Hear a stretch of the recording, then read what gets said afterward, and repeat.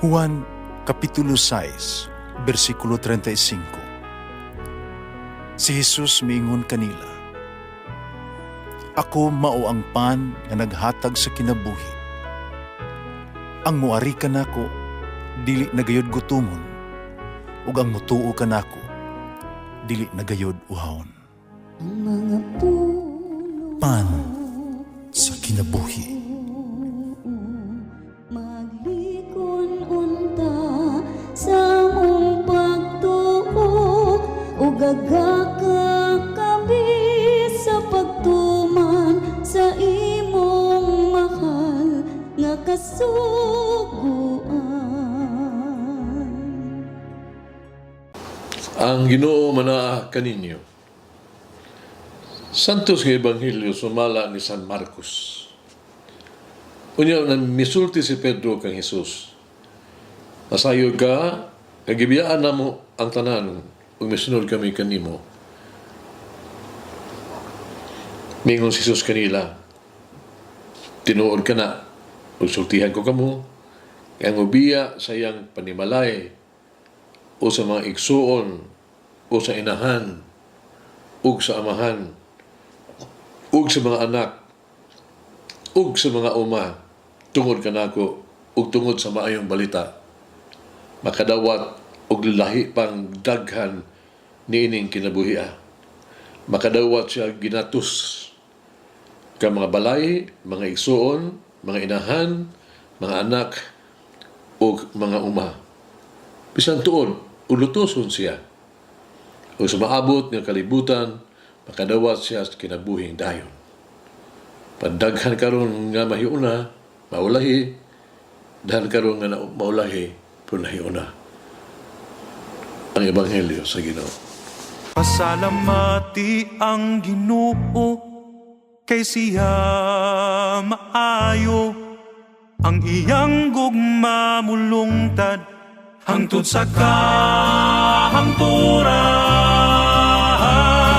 Pasalamati ang Diyos sa tanang mga Diyos, ang iyang gugma malungtaron.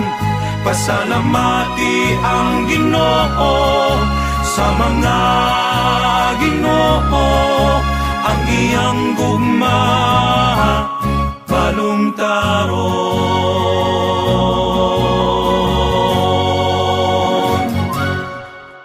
Ang ideya nga sa ganti, kumun kaayo, kanang reward system ba? Gantihan sa mga ginikanan ang ilahang mga anak, gantihan sa mga amo ang ilahang mga trabahante, gantihan sa mga magtutudlo ang ilahang mga estudyante, labi pa o bahay silang performance. Bisan sa promosyon gani sa seminaryo, sa pagkapare, mga reliyoso o mga kongregasyon, ang reward mentality, ibasiban sa usab.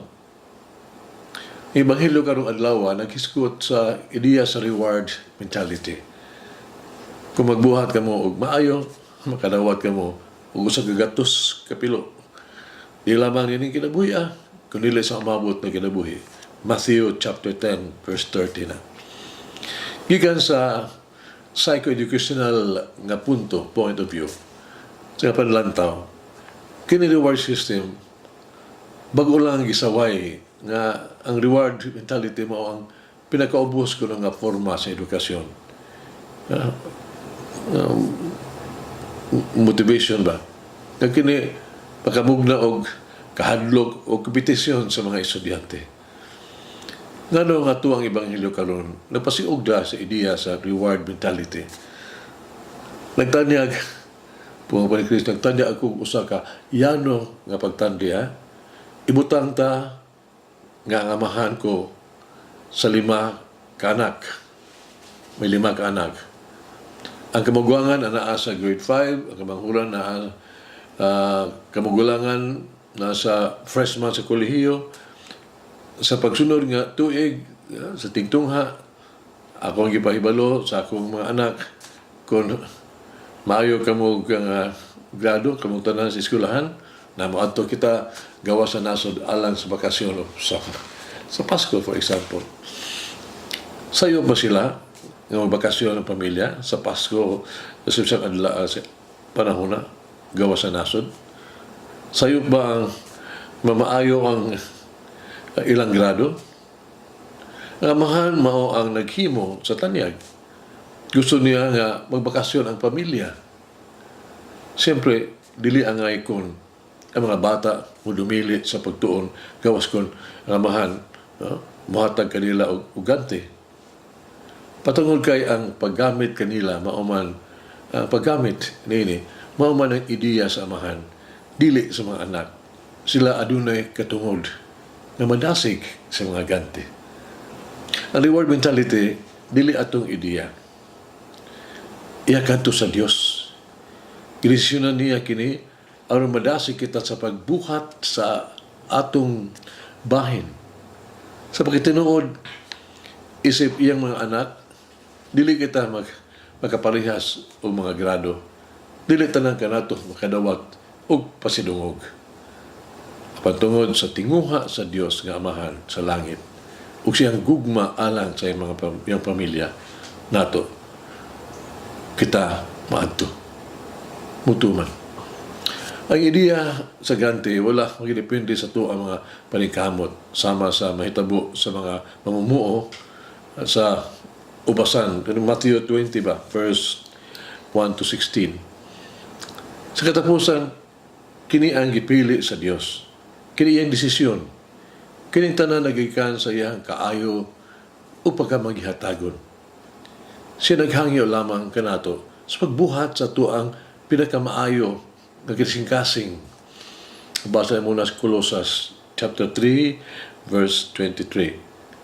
Ug dili maluya sa pagbuhat og maayo. Galatia chapter 6 verse 9. Ordong kini. Sa imuhang buhat sa may motivation nimo. What makes you move in doing something good? Mag-ampo kita. Ginoo, ang imong gugma ug kaayo kanako. Igo na kaayo na. Kaya ako maikag sa pagbuhat ug maayo. Grateful because we have goodness. Mary, ang imong pagmahal ug pagbantay ka mo. Igo na ng ganti sa amo ang pagsunod sa imong mga tambag. Nangingon ka, buhata, bisan unsa ang isugo na Jesus ka namo.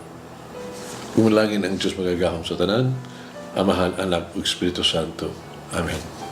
May the Lord of the divine mercy bless us all, heal us from all diseases and suffering. Ayun unta niya kita, tanang mga sakit na sa lawas o sa kalag, body and soul.